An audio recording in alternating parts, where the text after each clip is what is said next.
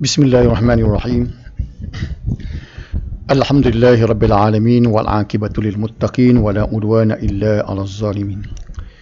Wassalatu wassalamu ala imamil muttaqin wa qaidid du'ati wal mujahidin wa ala alihi wa ashabihi wa man da'a bi da'watihi ila yaumiddin. Kita masih lagi dalam perbincangan hukum wad'i, di mana ada 7 semuanya dalam hukum wad'i, di mana 3 yang pertama sebab, syarat, penghalang, semua itu termasuk dalam hukum wad'i yang disepakati oleh ulama.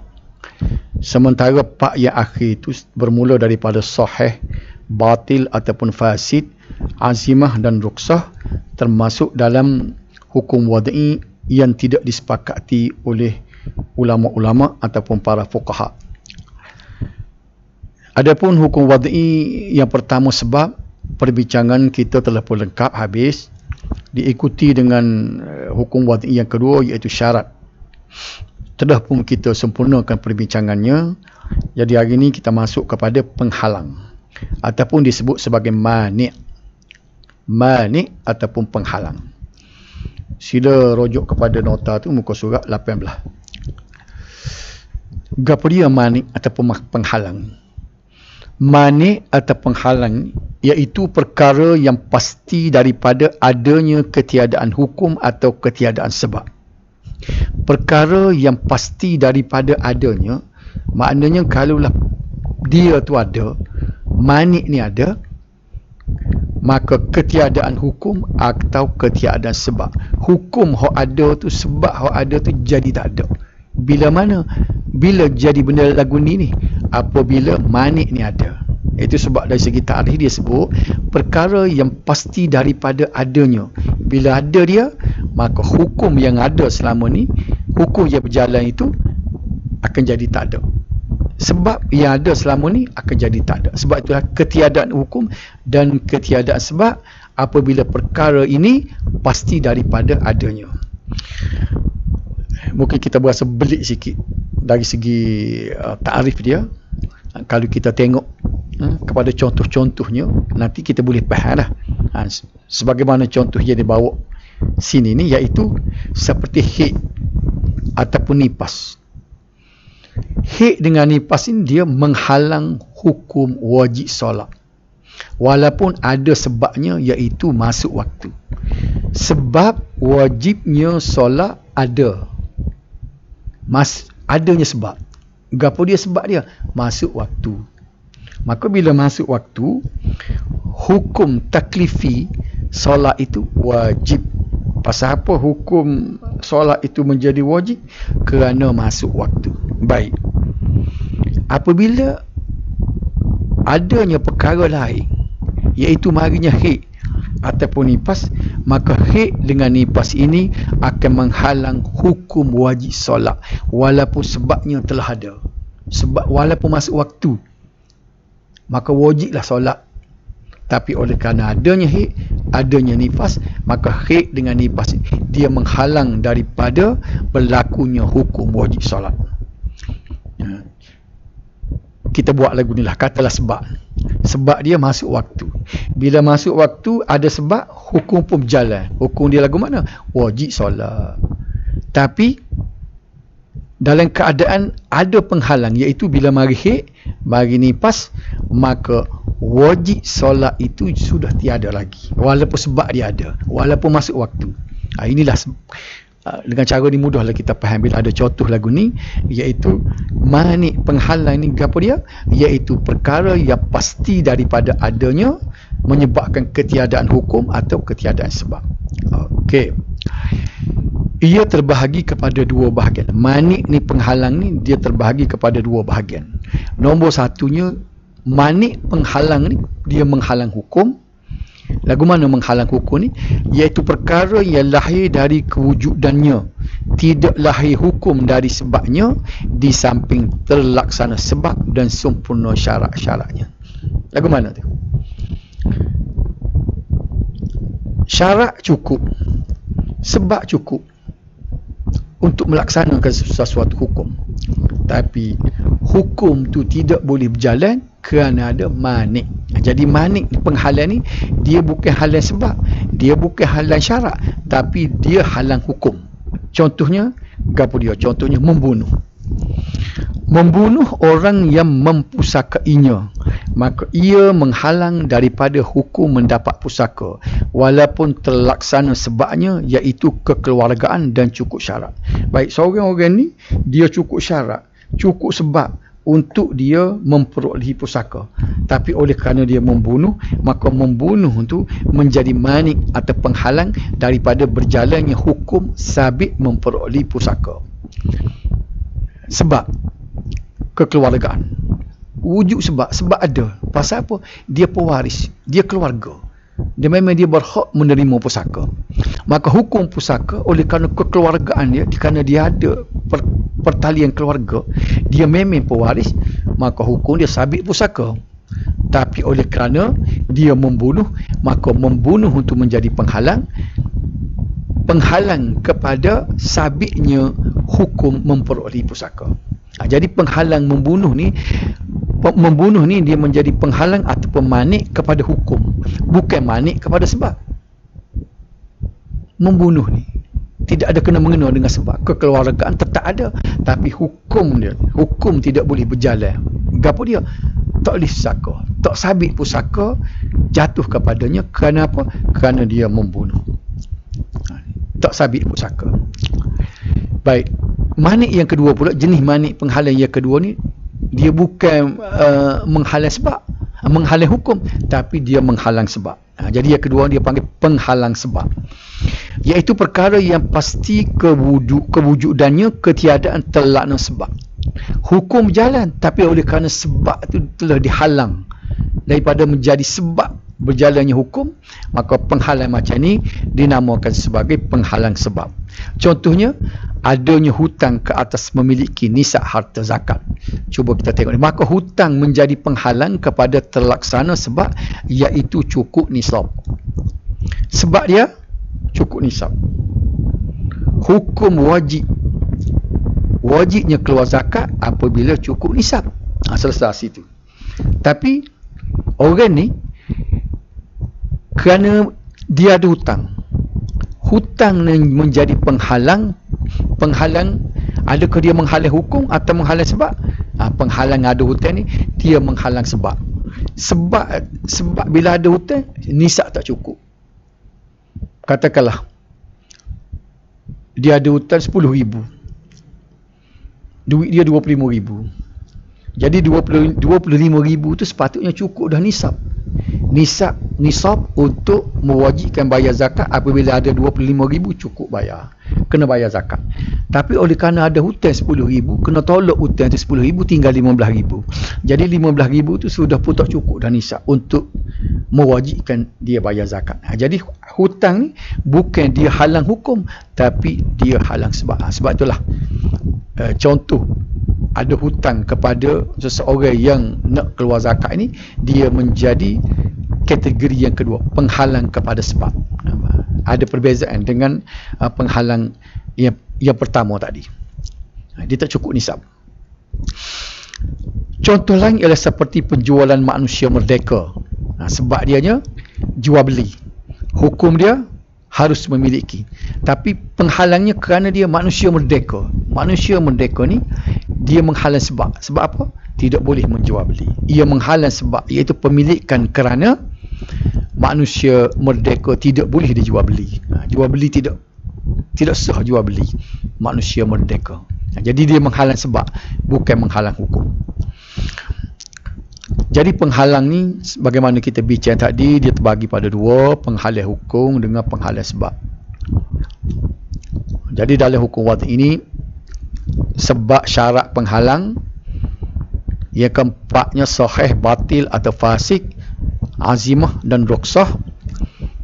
Di mana kategori pertama ni, sebab syarat penghalang itu ialah hukum wad'i yang disepakati oleh ulama, manakala sahih, batil atau fasid, azimah dan ruksah ialah hukum wad'i yang tidak disepakati oleh ulama. Tiga hukum wad'i di bawah kategori sepakati ulama tu telah pun selesai perbincangan kita. Jadi kita pergi kepada kategori hukum wad'i yang tidak disepakati oleh ulama. Yang pertama, 4 dan 5 iaitu sah dan batal. Sah, batal ataupun rosak, kerosakan, fasad. Okey.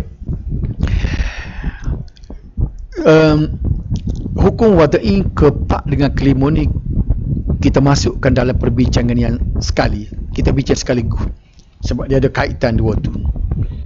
Sebab bila sah, dia sudah tidak ada batal lagi. Bila ada batal, tidak sah. Jadi dua benda ni tidak boleh bertemu antara satu sama lain. Wujudnya sah, maka tak wujud batal. Wujudnya batal, tidak wujudnya sah. Jadi sebab itulah kita dalam perbincangan ini, kita bincangkan sekali sah dengan batal ini. Amalan-amalan yang disyariatkan oleh Islam terbahagi kepada dua bahagian. Sebelum kita teruskan dengan perbincangan yang lanjut, sah dengan batal ni, cuba kita fahami dulu bahawa dalam syariat agama kita ni ada dua jenis bahagian. Iaitu yang pertamanya ibadat dan yang keduanya ialah muamalat. Jadi kalau kita bagi kategori amalan kita ni ada dua jenis lah, iaitu ibadat dengan muamalat. Ibadat ni apa dia? Ibadah ialah segala amalan-amalan yang bertujuan mendampingkan diri kepada Allah Subhanahu Wa Taala dan memperkukuhkan hubungan di antara manusia dan penciptanya, iaitu Allah Subhanahu Wa Taala. Jadi amalan yang kita buat ni antara kita dengan Allah Subhanahu Wa Taala. Sementara muamalah ni pula iaitu segala bentuk akad-akad atau pengurusan-pengurusan yang berlaku dalam kalangan manusia seperti jual beli, sewa, gadaian, perkahwinan, perceraian dan sebagainya. Itu termasuk dalam muamalah. Secara rumusannya boleh kita buat dari segi rajahnya, untuk kita mudah fahamnya boleh kita buat gini lah.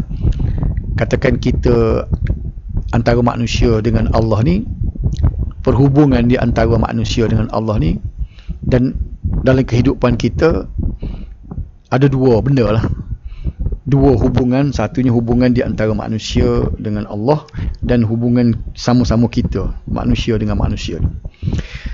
Hubungan dengan Allah ni dia panggil hablum minallah, dan hubungan sesama manusia ni dia panggil hablum minannas. Jadi hablum minallah ni lah, ini dia panggil ibadat. Kita nak berhubung dengan hubungan kita dengan Allah melalui solat, sembahyang, zikir, doa, puasa, zakat. Semua ibadat, semua hubungan kita bentuk satu hubungan kita dengan Allah ni dia panggil ibadah. Kemudian hubungan sama manusia ni, jual beli, nikah kahwin, berhutang bergadah, semua itu termasuk dalam muamalah. Amalan-amalan tersebut mempunyai rukun-rukun dan syarat-syarat yang mana tidak akan terlaksana tanpanya. Oleh itu, jika didapati mana-mana amalan yang cukup segala rukun dan syaratnya, ia dianggap sebagai amalan yang sah di sisi syarak dan lahir daripadanya kesan-kesan yang dikehendaki. Jika amalan yang sah itu daripada jenis ibadat seperti solat dan sebagainya lah, maka kesannya ialah lepas tanggungjawab dan berhak mendapat pahala di akhirat. Begini, ibadat, bila kita satu ibadat kita, bila kita buat tu cukup syarat, cukup rukun, maka lepaslah tanggungan yang Tuhan taklifkan kepada kita, kewajipan sembahyang tu. Bila solat tu rukun dia cukup, syarat dia cukup, maka lepas tanggungan, kita tidak berdosa lagi. Jadi taklif solat tu sudah selesai. Katakan sembahyang zuhur tadi, bila kita tunaikan sembahyang zuhur kita tadi, rukunnya cukup, solat syaratnya cukup, maka sahlah ibadat tu. Sembahyang zuhur kita sah, maka lepaslah kita daripada tanggungjawab ia Tuhan kenakan kepada kita, kewajipan sembahyang zuhur tu kita sudah tidak berdosa lagi. Sebab apa? Kita telah laksanakan tanggungjawab, sebab rukun dan syaratnya cukup. Bila lepas tanggungan itu, maka kita berhak mendapat pahala, kita diberi pahala oleh Allah Subhanahu Wa Taala. Baik, jika ia dari jenis muamalah, tadi ibadat, muamalah pula seperti jual beli dan sebagainya, maka kesannya ialah berpindah milik barang jualan daripada penjual kepada pembeli. Ini contoh muamalah. Bila cukup rukun, cukup syarat jual beli kita tu, maka sahlah berlaku pindah milik. Sekiranya mana-mana amalan yang tertinggal satu rukun daripada rukun-rukunnya, maka menurut kesepakatan ulama, amalan tersebut dikira batal dan tidak ada sebarang kesan daripadanya. Contohnya solat yang tertinggal satu rukun. Kita tinggal satu rukun. Gapo dia? Tertinggal rokok, tertinggal sujud. Maka sembahyang itu, solat itu tidak sah, tanggungjawab solat tersebut tidak terlepas. Kena sembahyang semula. Tak lepas tanggungjawab. Katakan sembahyang subuh, kita tinggal sujud, maknanya tinggal rukun, maka sembahyang itu batal, tidak sah. Bila tidak sah, kewajipan kita sembahyang itu tak lepas. Kena sembahyang semula. Kalau keluar waktu, kena qada. Kalau masih ada waktu, kena tunaikan. Kena buat semula. Pasal apa? Tanggungjawab tidak terlepas. Sebab apa tanggungjawab tidak terlepas? Kerana tidak sah. Pasal apa tidak sah? Rukunnya tertinggal rukun. Satu. Kemudian, jika ia satu penjualan dalam jual beli itu, maka kesan jual beli tersebut tidak berlaku pindah milik barang yang berkenan. Tak cukup syarat jual beli kita, maka jual beli itu tidak sah. Bila tidak sah, tidak berlaku pindah milik. Kita tidak halal bagi kita untuk kita nak milik barang itu. Kenapa? Kerana akad jual beli itu tidak tertinggal mana-mana syarat ataupun rukun dia. Kita tertinggal. Bila tertinggal, jual beli itu tidak sah, batal. Bila jual beli batal, maka kita tidak boleh, maknanya tidak sah pemilikan. Kita tak boleh milik barang itu. Okey. Jadi kesimpulannya, katakan kedua-dua ni ibadat dengan muamalah, kalau tertinggal rukun, hasilnya ialah tidak lepas tanggungan, batal. Okey. Sekiranya mana-mana amalan mencukupi segala rukun-rukunnya, tetapi tertinggal satu syarat sahaja daripada syarat-syaratnya, maka jika amalan itu terdiri daripada jenis ibadat, maka menurut kesepakatan ulama, ibadat tersebut dikira batal atau fasad dan tidak ada kesan daripadanya. Apa dia kata ibadat ni? Solat, sembahyang. Rukun dia rokok, sujud, baca tasyahud, itu rukun. Syarat dia ialah di luar daripada perkara-perkara, di luar daripada sembahyang. Apa dia syarat dia? Bersuci, wuduk. Dia tertinggal wuduk. Solat tapi tak ada wuduk, maknanya syarat tak cukup. Rukun cukup, syarat tak cukup. Kalau berlaku lagu ni, maka dia kira ibadat tersebut dikira batal juga, dikira fasad, tidak sah juga. Walaupun tertinggal syarat dan rukun, walaupun rukunnya cukup, tapi kerana syaratnya tidak cukup, tertinggal syarat, maka ibadat itu juga dikira fasad ataupun batal. Jika ia daripada jenis muamalah, amalan muamalah jual beli ni, seperti jual beli dan perkahwinan, jumhur ulama, majoriti fuqaha, mengira amalan tersebut batal dan fasad dan tiada sebarang kesan daripadanya. Manakala ulama Hanafi mengira fasad sahaja dan lahir daripadanya sebahagian kesan atau hukumnya. Jadi ibadat dengan muamalat, perbezaan di antara jumhur ulama dengan ulama mazhab Hanafi. Kalau dalam kesnya sama ada muamalat ataupun ibadah ni, dua-dua ni tertinggal syarat, maka apa berlaku jika tinggal syarat? Bagi pendapat jumhur ulama, dalam perkara ibadat dikira batal dan tiada kesan syarak. Maknanya bila batal, kena buat semula. Bagi mazhab Hanafi pun menghukumkan bahawa apabila tertinggal syarat dalam ibadat, batal juga, tiada kesan syarak. Dalam perkara muamalat, jumhur ulama juga mengatakan batal dan tiada kesan syarak. Tetapi dalam mazhab Hanafi, dia tidak batal tapi dipanggil fasad. Jadi kita nampak sini dalam mazhab Hanafi ni, dia cuba bezakan di antara batal dengan fasad. Batal ni maknanya tidak berlakulah. Batal ni lawan dia sah. Adapun fasad ni dipanggil rosak. Rosak. Jadi dalam mazhab Hanafi ni, rosak dengan batal ni dua benda yang berlainan bagi dia. Sebab cuba tengok di sini, apabila perkara muamalah ni, Apabila tidak cukup syarat, bagi dia fasad, bukan batal. Bila fasad macam mana?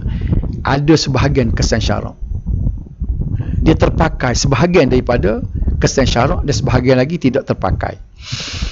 Hal demikian menunjukkan bahawa para fuqaha tidak berselisih pendapat mengenai pengertian sah, iaitu melahirkan kesan-kesan syarak daripada amalan-amalan, dan pengertian batal atau fasad dari segi ibadah. Ibadah tak ada beza di antara jumhur ulama dengan ulama mazhab Hanafi. Mana bezanya?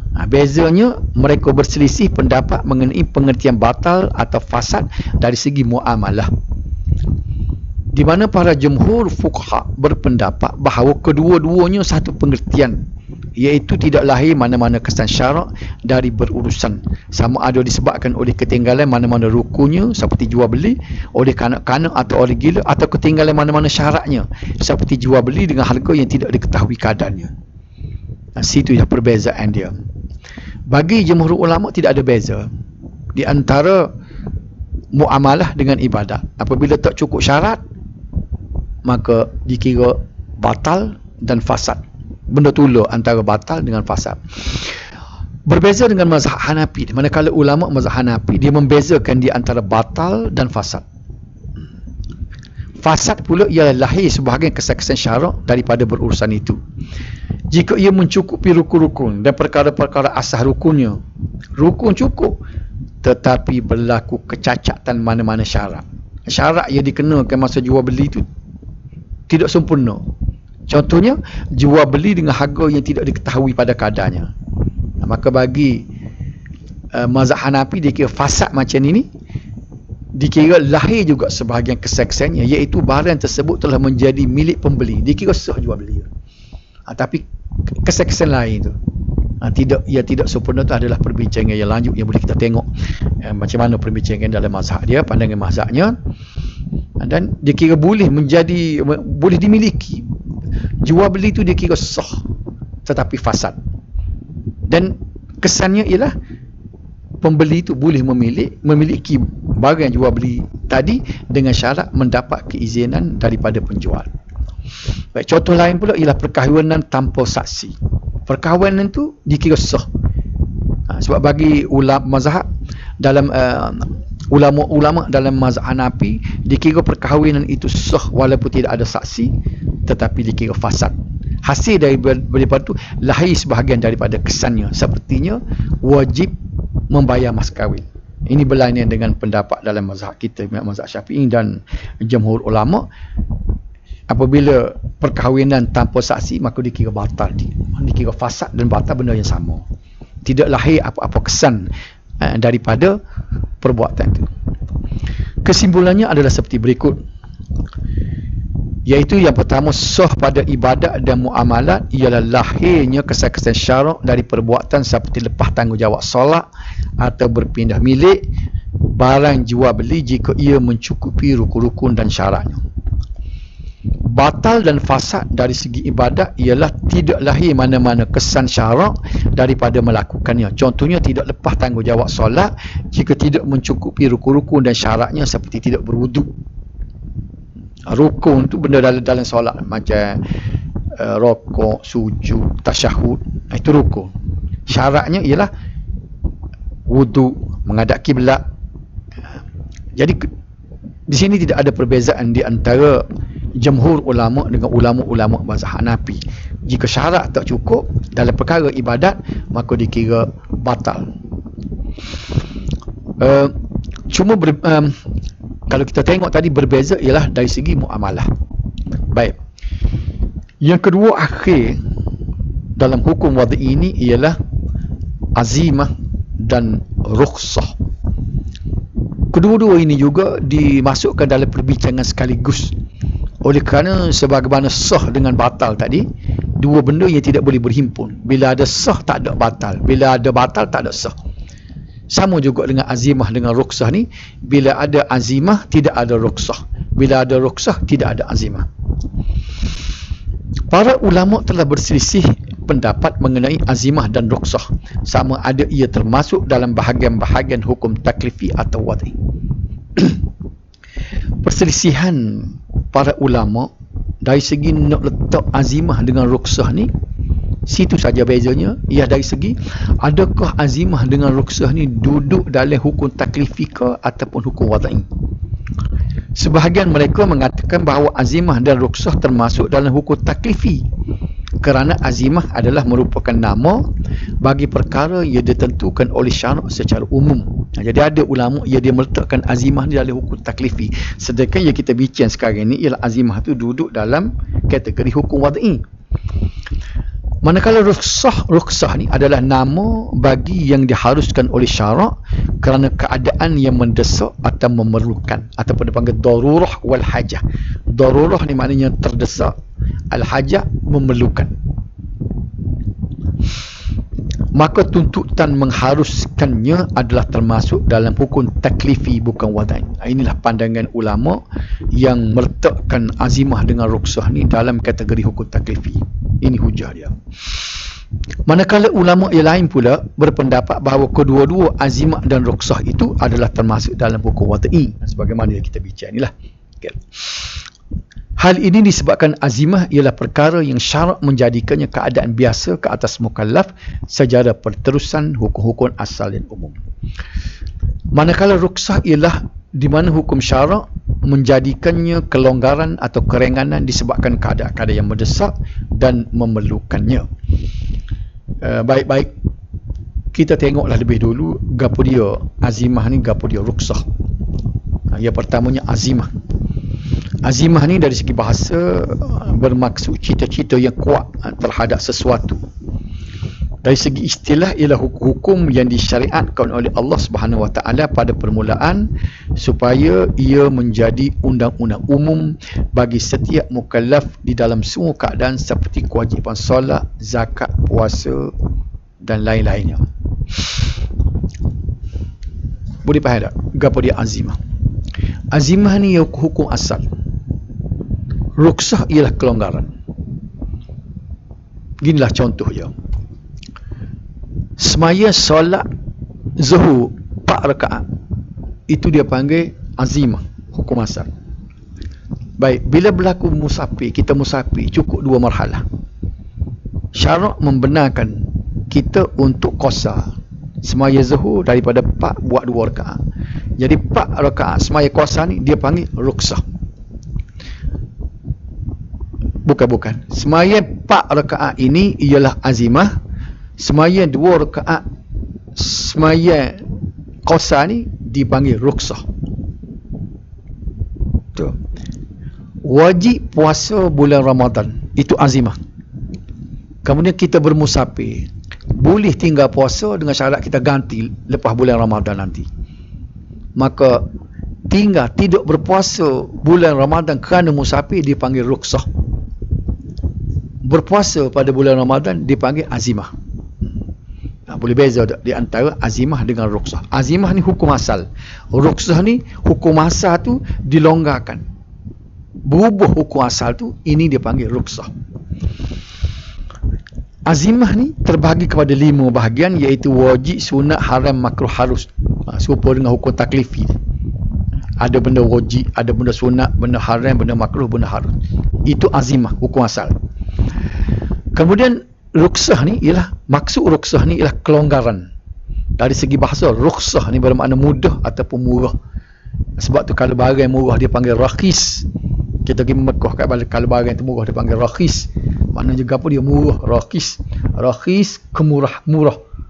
Ruksah ni kata terbitan dia, iaitu kemurahan. Ruksah, kemurahan. Rakhis, yang murah. Dari segi istilah ialah hukum yang disyariatkan disebabkan oleh sesuatu keuzuran yang berat sebagai pengecualian dari hukum asal. Dari hukum asal itu iaitu azimah yang dibataskan dengan kadar yang tertentu. Kerana ada berlaku keuzuran, hukum azimah itu dilonggarkan, diberi pengecualian untuk mengurangkan benda tu. Macam solat tadi, daripada 4 rakaat semaya biasa azimah, tiba-tiba bila musafir boleh semaya 2 rakaat, semaya qasar 2 rakaat. Jadi semaya qasar 2 rakaat ini dipanggil ruksah. Di antara contoh ia diharuskan tidak berpuasa bagi orang musafir. Hukum asal azimahnya kena puasa. Bulan Ramadan 30 hari ataupun 29 hari dalam bulan Ramadan itu wajib berpuasa kepada setiap muslim mukallaf. Ini hukum azimah. Tiba-tiba dia musafir. Musafir lah diberi kelonggaran kepada orang musafir ni untuk tidak berpuasa dengan syarat dia mengganti. Kena ganti puasa itu. Jadi tak puasa bulan Ramadan itu dipanggil rukhsah. Ia mengecualikan hukum asal. Hukum asal itu azimah yang mewajibkan berpuasa. Keharusan meninggalkan puasa ini adalah rukhsah yang merupakan hukum syarak yang selaras dengan keuzuran, iaitu safar. Safar ni dia kira uzur walaupun sihat. Sebab as-safar qit'atun minal azab. Perjalanan safar ni dikira sebahagian daripada sengsara. Oleh kerana itu syarak membenarkan untuk tidak berpuasa. Jadi tidak membenarkan berpuasa itu ialah rukhsah. Hukum asal azimah ialah wajib berpuasa. Hukum yang mengharuskan tidak berpuasa itu dia panggil rukhsah. Hukum rukhsah ini merupakan hukum syarak bagi mukallaf di dalam suasana khusus dan terbatas hanya kepada kadar-kadar yang dibenarkan. Merujuk kepada contoh rukhsah di atas, keharusan tidak berpuasa itu akan tamat apabila tamatnya musafir dan ia wajib kembali kepada hukum asal. Jadi rukhsah ni dia benar bila keadaan itu sahaja. Ketika musafir saja dibenarkan untuk tidak berpuasa. Bila balik ke rumah habis musafir, maka habislah rukhsah. Serupa dengan semaya qasar. Semaya qasar ni dibenarkan ketika musafir. Habis musafir kembali kepada hukum asal. Semaya zuhur kena 4 rakaat semula kepada azimah. Jadi rukhsah ni keadaan tertentu ia dibenarkan. Oleh kerana kita ada keuzuran tertentu maka dibenarkan. Dan kebenaran ini tidak selama-lamanya. Dia terbatas apabila tidak ada lagi keperluan. Bila tidak ada lagi sebab-sebab yang boleh yang rukhsah diberikan, maka hukum rukhsah kena kembali kepada azimah. Para ulama Syafi'i dan Hambali membahagikan rukhsah kepada 4 bahagian. Ada 4 jenis rukhsah. Yang pertama wajib dilakukan. Rukhsah ya Tuhan beri ini wajib kena ambil. Contohnya macam mana? Contohnya wajib memakan bangkai oleh orang yang di dalam keadaan darurah disebabkan ketiadaan makanan yang halal. Dia pergi pada satu tempat tak jumpa makanan, kata jatuh di pada pasir. Jatuh kapal terbang di pada pasir, hidup dia. Tak ada arwah nak makan, terkapar-kapar seorang diri di tengah pada pasir. Kalau tak makan mati. Tak boleh bergerak dah ni. Tiba-tiba ada bangkai. Maka hukum asal makan bangkai itu haram sebab dia najis. Bangkai tidak boleh dimakan. Okay. Hukum asal hurrimat alaikumul maitatu dalam ayat Quran itu. Diharamkan kepada kamu makan bangkai. Maka bangkai itu haram. Baik. Bila dalam keadaan darurah, dalam keadaan keperluan, tidak ada makanan lain, bangkai itu sahaja, maka hukum boleh makan bangkai itu. Sebab apa? Sebab rukhsah, kelonggaran yang Allah berikan kepada kita. Sebab kalau tak makan mati, nak jaga nyawa. Sekiranya tidak memakannya boleh membawa maut. Maka pada ketika ini untuk menjaga demi memelihara nyawa, maka ia adalah wajib. Walaupun benda tu rukhsah, makna kelonggaran yang syarat bagi kita, kelonggaran boleh makan bangkai, tapi kelonggaran dalam bentuk ni wajib kena ambil. Sebab apa? Menjaga nyawa lebih utama daripada menjaga hukum. Nyawa ni duduk nombor 1. Itu yang pertama. Yang kedua, rukhsah ni hanya sunat saja. Sunat kita ambil. Kalau tidak ambil, tidak berdosa. Contohnya ialah seperti mengqasar solat oleh orang yang bermusafir. Bila kita pergi musafir, cukup syarat musafir 2 marhalah, maka syarat membenarkan kita qasar. Jadi qasar ni dia panggil rukhsah. ruksah untuk semaya qasar bagi musafir ni sunat.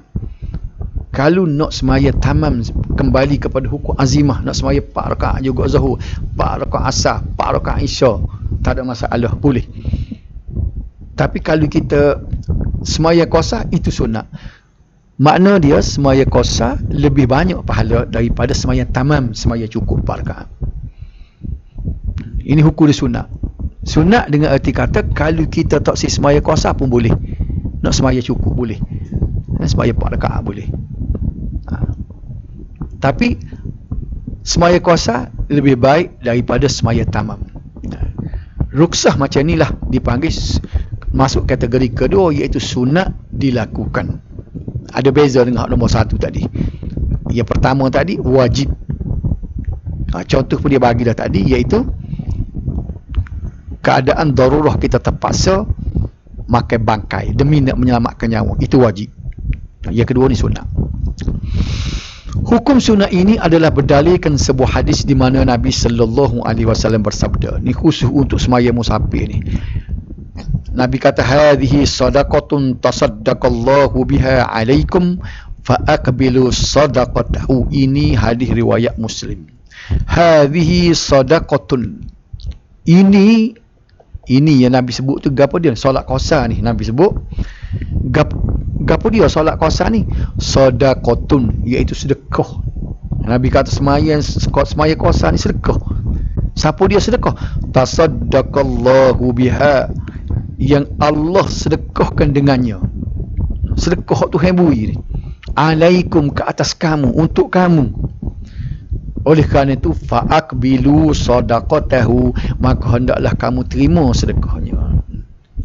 Nabi Tuhan beri sedekah, kita kena terima lah sedekah dia. Jadi sebab itulah kita semaya qasar lebih baik daripada semaya tamam. Sebab apa? Menerima sedekah daripada Allah Subhanahu Wa Taala. Itu dia.